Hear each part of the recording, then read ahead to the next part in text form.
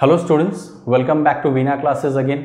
आज मैं आपको पढ़ाने वाला हूँ क्लास 10 सीबीएसई फर्स्ट फ्लाइट का chapter number 4 from the diary of Anne Frank. शायद आपने इस चैप्टर के बारे में पढ़ा होगा स्कूल में या फिर घर में भी पढ़ा होगा, लेकिन आज इस चैप्टर को जैसे मैं आपके सामने प्रेजेंट करने वाला हूँ, उम्मीद करता हूँ आपके आने वाले एग्ज़ाम में रिलेटेड क्वेश्चन अगर हो तो ज़रूर आप उसको सॉल्व कर सकते हैं। स्टूडेंट्स, इस चैप्टर को मैंने आपके कन्वीनियंस के लिए, आपके सुविधा या आपकी समझ के लिए अलग अलग 3 कैटेगरी में डिस्ट्रीब्यूट किया है। पहला सेगमेंट में मैं आपको बताऊंगा एन फ्रैंक कौन है, किस डायरी एंट्री के बारे में हम लोग बात कर रहे हैं। दूसरा सेगमेंट जो है उसमें मैं आपको बताऊंगा कि एन फ्रैंक में अपने डायरी में अपने और अपने परिवार के बारे में कौन सा इन्फॉर्मेशन या चाइल्डहुड डेज के बारे में कौन सा इन्फॉर्मेशन दिया है।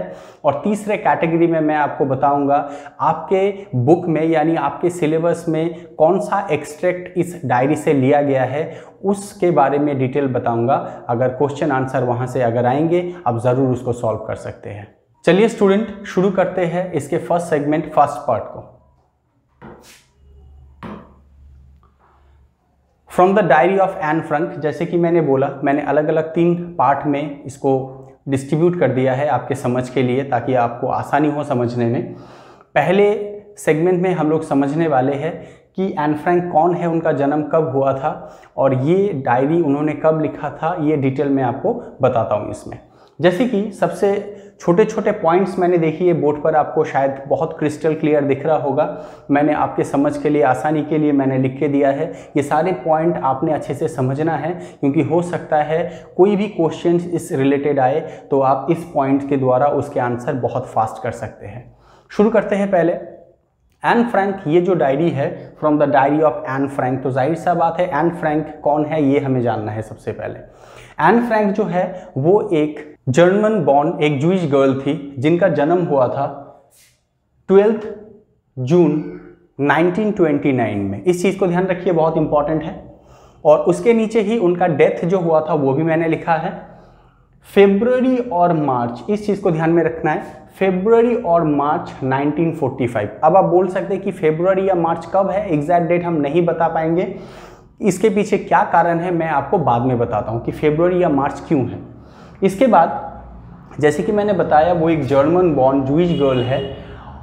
तो जर्मन में आपको पता है, जब भी जर्मन की बात आती है, सबसे पहला जर्मनी की बात आती है, आपके दिमाग में जो पहला सबसे पहला जो शब्द या फिर जो सबसे पहला सोच आता है वो है हिटलर। शायद आपने पढ़ा है, आपकी किताब में है हिटलर के बारे में। आपको पता होगा हिटलर का अपना जो पॉलिटिकल पार्टी था उसका नाम था नाजीज। उस वक्त की ये कहानी है। आपको पता है हिटलर जो थे वो जूइश लोगों को काफ़ी नफरत करते थे।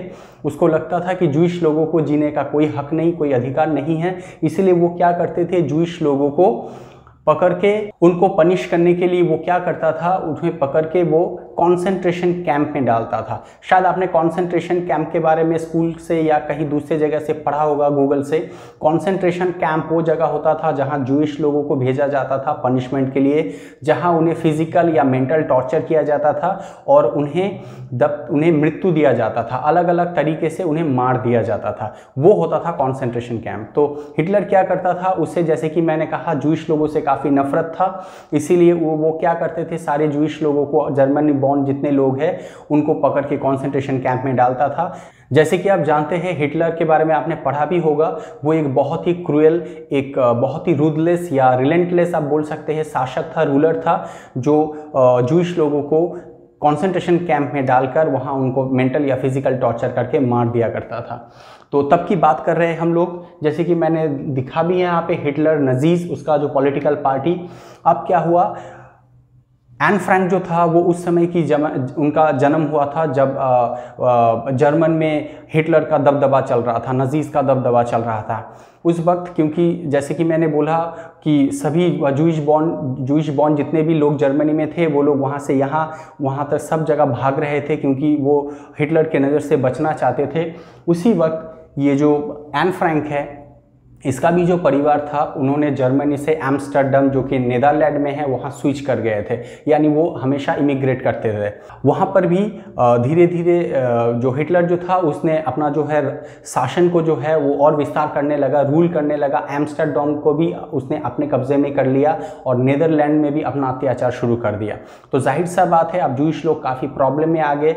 उसके साथ एन फ्रैंक भी जो है उसका परिवार भी काफ़ी इनसिक्योरिटी फील कर रहा था। इसीलिए उसके फादर जो थे, एन फ्रैंक के जो फादर थे, वो क्या किए थे, 2 साल तक उन्होंने अपने ऑफिस बिल्डिंग में परिवार के साथ और एक परिवार के साथ वो छुपे रहे थे इस हिटलर से बचने के लिए, इसके कोप से, ये प्रकोप से बचने के लिए। लेकिन 2 साल बाद भी किसी कारणवश किसी को जैसे भी हो पता चल गया और उन्हें वो उनके परिवार के साथ वो पकड़े गए और एन फ्रैंक के परिवार को क्या किया गया, फिर से कॉन्सेंट्रेशन कैंप में भेजा गया, जहाँ उसके सारे परिवार, उसके माँ, उसके बहन और वो एन फ्रैंक तीनों की मृत्यु हो गई। खाली वहाँ से बचने वाले थे उसके पिताजी, उसके फादर, जो वहाँ से सिर्फ सरवाइव किए। और जैसे ही धीरे धीरे वर्ल्ड वॉर 2 के दौरान हिटलर का शासन जो है वो ख़त्म हुआ, तब वो कॉन्सेंट्रेशन कैंप से वापस आए और तब जाके उन्हें वो डायरी मिली जो उन्होंने अपनी बेटी को अर्थात एन फ्रैंक को उसके 13th बर्थडे पर दिया था। यहाँ पे देखिए सारे इन्फॉर्मेशन मैंने टाइप किया है। तो यहाँ पे देखिए सारे डेड हो गए थे, सारे लोगों की मृत्यु हुई थी सिर्फ एक्सेप्ट फादर के छोड़कर।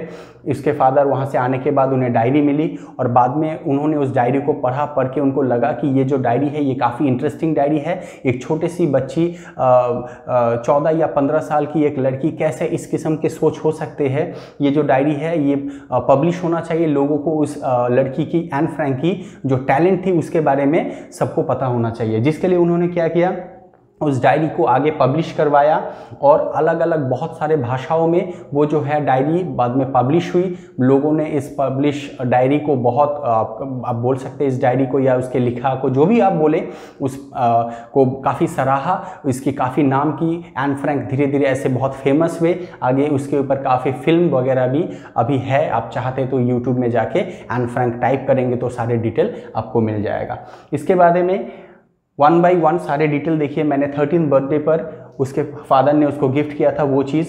इसके बाद उसने जो है उसमें एंट्री करना यानी राइटिंग करना शुरू किया था 12 जून से, जो कि उसका जन्मदिन है, जैसे पता है उसी दिन उसको गिफ्ट किया गया था। और तब से उसने लिखना शुरू किया और आगे चल के उसकी जो फाइनल एंट्री अर्थात लास्ट एन फ्रैंक ने कब लिखा था वो है 1 अगस्त 1944। ये उस डायरी की फाइनल एंट्री है। और आपको बता दूं आपके कन्वीनियंस के लिए, ये जो डायरी एन ने लिखा था ये उन्होंने डच लैंग्वेज, जो कि वहाँ की मातृभाषा, आप जानते हैं नीदरलैंड की जो मातृभाषा यानी मदर टंग है होती है डच, उस भाषा में लिखा गया। लेकिन बाद में इसी डायरी को अलग अलग दूसरे भाषाओं में, अंतर्राष्ट्रीय, राष्ट्रीय भाषाओं में पब्लिश किया गया और लोगों ने इस डायरी को पढ़ के इन्होंने काफ़ी इस चीज़ को बढ़ावा दिया, टैलेंट को काफ़ी सराहा और उस लड़की जो है एन फ्रैंक ऐसे ही बहुत फेमस हो गई। चलिए स्टूडेंट्स आगे बढ़ते हैं और इस डायरी के बारे में और डिटेल हम लोग लेते हैं।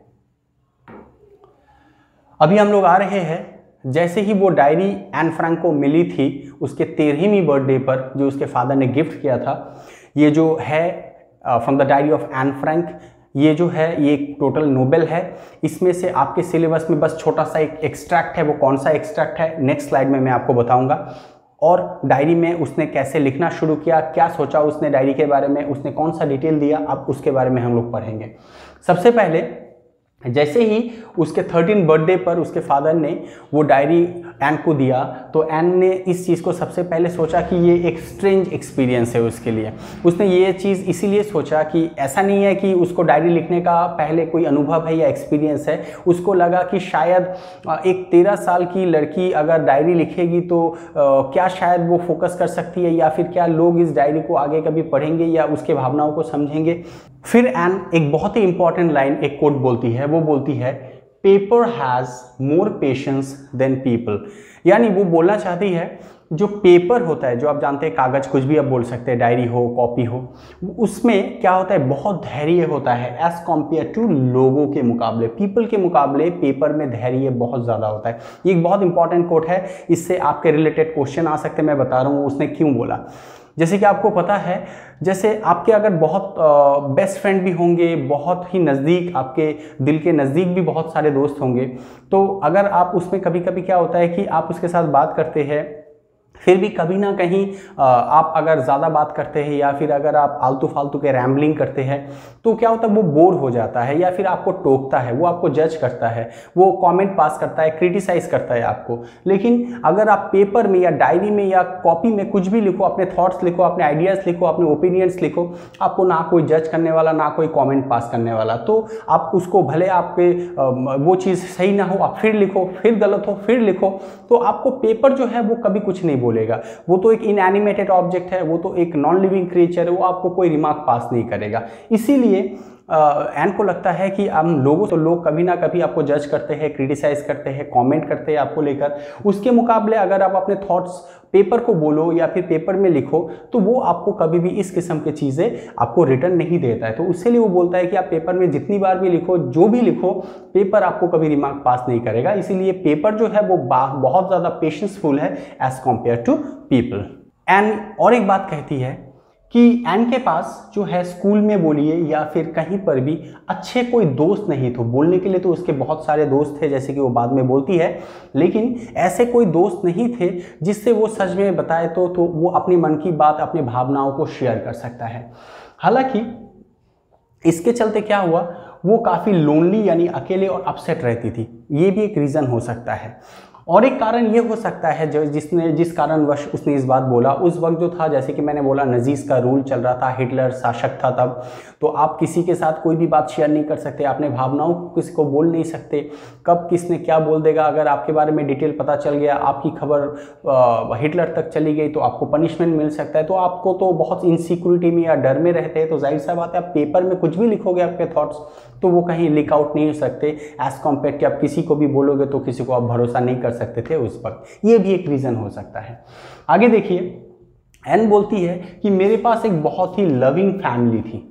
जैसे कि मैंने बोला, उसके परिवार में उसके एक बहन थी जो 3 साल बड़ी थी उससे, उसके पिताजी थे और उसकी माँ भी थी, और उसकी एक दादी भी थी जिसे वो बहुत प्यार करती थी, जिसके साथ उसका बहुत अटैचमेंट था, मेंटल अटैचमेंट बहुत अच्छा था। इसके बाद वो बोलती है, diary was a long awaited friend.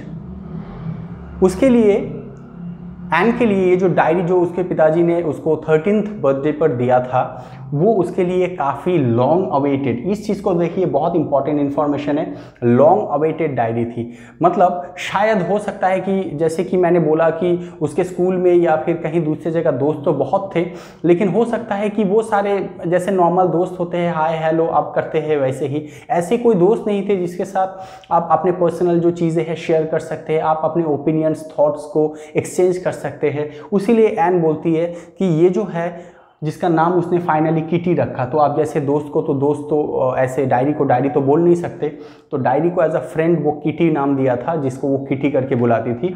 तो बोलती है कि किटी जो है ये मेरा लॉन्ग अवेटेड फ्रेंड है, इसमें मैं अपने सारे सोच, मेरे जो ओपिनियंस, मेरे थॉट्स को लिख सकता हूँ विदाउट कोई भी सोच या कोई इनसिक्योरिटी के बिना।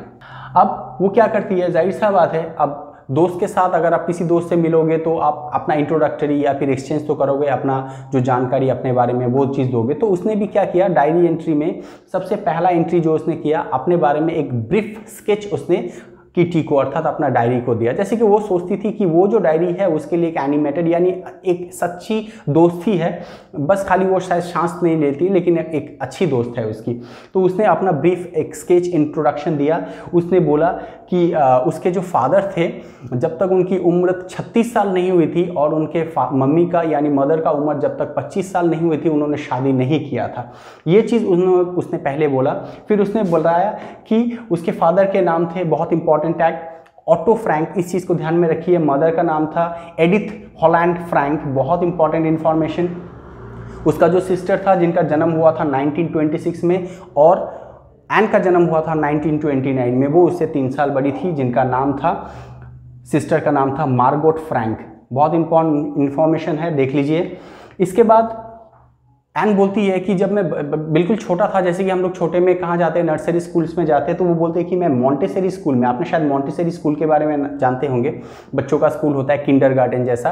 तो मॉन्टेसरी स्कूल में मेरा सबसे पहले एडमिशन हुआ था, तो जहाँ मैं क्लास 6 तक पढ़ी थी। क्लास 6 तक वहाँ पर जो एन है हमारी, एन फ्रैंक, वो पढ़ी थी वहाँ पर। उसके बाद से वो क्या हुआ, दूसरे जगह उसका, जैसे कि मैंने बोला, वो लोग इमिग्रेटेड होते थे यहाँ से वहाँ हिटलर के डर से। इस कारण क्या हुआ, तो वहाँ से क्लास 6 तक पढ़ने के बाद वो लोग वहाँ से एम्स्टर्डम यानी नीदरलैंड चले गए थे। अच्छा, इसके बाद वो बोलते हैं कि जब मैं स्कूल से जा रही थी तो मेरे जो टीचर थे और मैं बहुत रोई थी, क्योंकि हमारा एक अच्छा बॉन्डिंग बन चुका था स्कूल में रहते रहते, प्रिंसिपल सिस्टर जो थी। इसके बाद वो बोलती है मेरी ग्रैंड मदर जो है वो 1941, एक चीज़ का मैं बता देता हूँ, ये देखिए मैंने लिख के भी दिया है। 1941 में मेरी जो दादी माँ थी वो बीमार हुई थी और उनको एक उनके साथ एक ऑपरेशन भी हुआ था। She had to go through with an operation, उनको एक ऑपरेशन हुआ था और अगले साल ही 1942 में उनका देहांत हो गया। तो जब भी 1942 में, तो जाहिर सा बात है 1941 में ड्यूरिंग एन्स बर्थडे, तो उस वक्त उन्होंने जो 1941 में एन ने अपना बर्थडे अच्छे से मनाया नहीं था क्योंकि दादी बीमार थी। और 1942 में जब उनकी दादी के देहांत हुई, उसके बाद उसका जब जन्मदिन आया, तो उस चीज़ को महसूस करने के लिए, एज ए सेड कि उसके दादी के साथ उसका एक बहुत अच्छा सा एक अटैचमेंट था, तो काफ़ी पसंद करते थे दोनों एक दूसरे को। तो तब क्या किया था उन्होंने, एन ने क्या किया था उसके दादी को, ताकि वो मिस ना करे, कि एक्स्ट्रा कैंडल जलाया था कि उन memory of her grand mother, उसके ग्रैंड मदर की मेमोरी में, कि चलो उसको लगा था उस वक्त कि उसकी दादी जो है उसके साथ ही वहीं पे है, बर्थडे सेलिब्रेट कर रही है। चलिए स्टूडेंट्स बढ़ते हैं, और लास्ट हमारा जो ये स्लाइड है इसमें हम लोग पढ़ेंगे इस एक्सट्रैक्ट के बारे में जो उसके डायरी यानी एन फ्रैंक के डायरी से आपके सिलेबस में दिया हुआ है। इसमें क्या है इसके बारे में अभी जानते हैं। तो जो एंट्री कर रहा है एन फ्रैंक, वो बोल रहा है कि रिजल्ट का दिन था, जो आपका एक्सट्रैक्ट है उसके बारे में अभी मैं पढ़ा रहा हूँ आपको। यहाँ तक तो अभी हमने एन फ्रैंक के जो लाइफ टाइम, उसके अपने जो जीवनी है बोल सकते हैं या बायोग्राफी, उसके बारे में उसके डिटेल इन्फॉर्मेशन वो पढ़ा है। अभी हम लोग पढ़ने जा रहे हैं जो एक्सट्रैक्ट आपके सिलेबस में है उसके डायरी से, from the diary of Anne Frank, वो अभी पढ़ेंगे हम लोग। एन बोलती है कि आज हमारा जो है कहानी शुरू होता है आपका रिजल्ट डे और प्रमोशन डे। जैसे स्कूल में आप लोगों को पता है एनुअल एग्जाम के बाद रिजल्ट प्रमोशन डे होता है, ग्रेजुएशन डे बोल सकते हैं आप। जिस दिन रिजल्ट निकलता है तो सारे बच्चे डर के मारे कांपते रहते हैं, कौन प्रमोट होगा, भले आगे प्रमोट होगा या नहीं होगा। तो एन बोलती हम लोग भी काफ़ी डर में थे कि हम लोग अगले फॉर्म में, यहाँ फॉर्म का इस्तेमाल किया गया, फॉर्म मीन्स अगला क्लास, तो क्योंकि अगले क्लास में हमारा प्रमोशन होगा या नहीं होगा। बहुत बच्चे डरे हुए थे, एक दूसरे को बोलते कि तुम अटक जाओगे, तुम रुक जाओगे, तुम पास तो हो जाओगे, ऐसे एक कन्वर्सेशन कर रहे थे सब। तो मुझे उतना डर कुछ था नहीं, बस मुझे एक सब्जेक्ट में, मैथ में मुझे थोड़ा सा डाउट था, बाकी वो छोड़ के मैं बहुत रिलैक्स थी कि मैं अगले फॉर्म में यानी क्लास में मैं ज़रूर प्रमोट हो जाऊँगी। और वो ये भी बोलती है कि मेरे क्लास जो है, अपने क्लास के बारे में थोड़ा सा ओवरव्यू देती है कि मेरे क्लास के ज़्यादातर ना क्वार्टर बोल सकते, पूरे क्लास में अगर जितने बच्चे उसके मैक्सिमम बच्चे जो है वो डमी है, मतलब बेकार के हैं, पढ़ने वाले तो कुछ है नहीं, बस बिल्कुल आए और गए ऐसे वाले बच्चे। तो मुझे लगता है कि उन सभी को ना प्रमोट नहीं करना चाहिए, उन्हें इसी क्लास में फिर से क्या करना चाहिए, रिटेन करना चाहिए। अब वो फिर से एक बहुत अच्छा रिमार्क पास करते हैं टीचर्स के बारे में। वो बोलते हैं कि टीचर्स जो है they are very unpredictable creature. You know what the mean of unpredictable means, आपको नहीं पता कि क्या हो सकता है क्या नहीं हो सकता है। जैसे हम बोलते हैं ना, वी कॉल दिस अनप्रेडिक्टेबल। मतलब वो बोलते हैं कि टीचर के बारे में आप कोई भी चीज़ निर्धारण नहीं कर सकते। टीचर जो है पता नहीं, उनका मूड अच्छा होगा तो आपको प्रमोट कर देंगे, और आप अच्छा एग्जाम भी दोगे तो टीचर का कुछ भी होगा, आगे पीछे मूड खराब होगा तो आपको वो डिमोट कर देंगे, तो वो ठीक नहीं है। तो वो क्या बोलते हैं कि टीचर जो है वो अनप्रेडिक्टेबल क्रिएचर, वो कभी भी आपके साथ कुछ भी कर सकते हैं। फिर वो बात करते हैं अपने सब्जेक्ट जिसमें उसको काफ़ी कन्फ्यूजन था मैथ को लेकर। उसके जो टीचर है मिस्टर कीजिंग, बहुत इंपॉर्टेंट लाइन है और बहुत इंपॉर्टेंट इन्फॉर्मेशन है, आपको सवाल आ सकता है। मिस्टर कीजिंग वो उनके मैथ टीचर है। तो वो बोलते हैं कि मैं क्लास में जो था मैं क्लास में थोड़ा सा ज़्यादा बात किया करता था। तो हो सकता है आपने देखा होगा आप भी या फिर आपके दोस्त कभी स्कूल डेज में होगा कि बचपन में आप बहुत बात करते हैं, जिसे हम लोग बोलते हैं कि ना, बोलते हैं कि बातूनी है, मतलब आप बात करते रहते हैं, हमेशा थमते नहीं है, चुप नहीं होते, टीचर्स आपको मना करते हैं लेकिन आप बात करते ही रहते हैं। तो इसके चलते मैथ क्लास में मिस्टर कीजिंग जो है वो एन फ्रैंक के ऊपर काफ़ी गुस्सा होते थे कि तुम बहुत बात करती हो, तुम काम से ज़्यादा बात करती हो, चुप नहीं रहती हो। इसके लिए वो क्या करते थे, उसे एक्स्ट्रा होमवर्क असाइन, ये तुम्हारे पनिशमेंट है, आज तुम ये एक्स्ट्रा होमवर्क करोगी। ये होमवर्क जो है दिस इज़ एन एसे, उसका उन्होंने नाम दिया था अ चैटर बॉक्स। अ चैटर बॉक्स, ध्यान रखिए इस चीज़ का। तो चैटर बॉक्स का मतलब होता है जो इंसान, या आप कुछ भी बोल सकते हैं, लड़की या बॉय कुछ भी बोल सकते हो, जो ज़्यादा बात करता है, जो बात चपर चपर चपर चपर बात करते रहता है, वी कॉल हिम और हर अ चैटर बॉक्स। अब इस चीज़ को जब वो असाइन करता है मिस्टर कीजिंग एन फ्रैंक को, तो एन सोचती है कि मैं इसके बारे में क्या लिखूं। फिर भी बहुत सोचने के बाद घर जाती है, सोचती है, फिर भी जैसे ही उसके दिमाग में आइडिया आता है उसके ऊपर 3 पन्ना पूरा 3 पेजेस का एक ऐसे लिख देता है।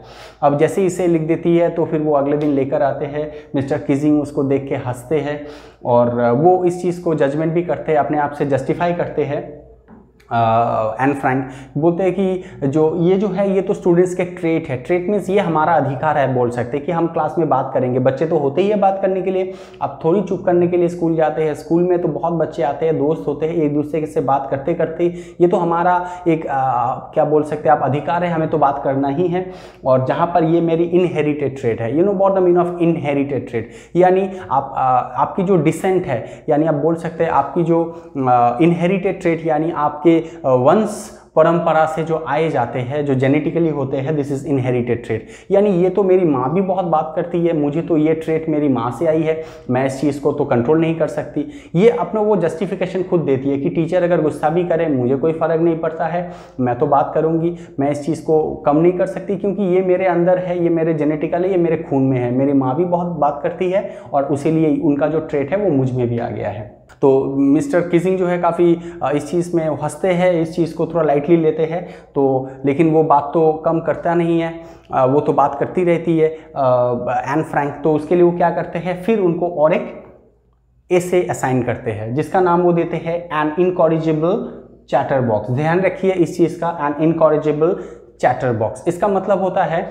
जो व्यक्ति को आप कुछ भी बोले, जैसे भी हो वैसे भी हो, किसी तरह आप उसको कंट्रोल नहीं कर सकते, मतलब वो बात करेगा ही या करेगी ही, आप किसी तरह उसको कंट्रोल नहीं कर सकते। तो उसके ऊपर इनकॉरिजिबल चैटर बॉक्स के ऊपर वो फिर से उसको ऐसे असाइन करते हैं, बोले कि ये तुम्हारा नेक्स्ट ऐसे है, मतलब वो उसको पनिश करते हैं। आप ऐसे तो कुछ बोल नहीं सकते ज़्यादा बात करने के लिए, ये उसी हिसाब से उसको पनिश किया जाता है कि आप ये बना के लाओ, ये करो, ताकि कम से कम वो उसको पनिश करना चाहिए, तो चुपचाप रहो ताकि ये सब करते रहो। ये एक पनिशमेंट है इन डिस्गाइज ऑफ दिस।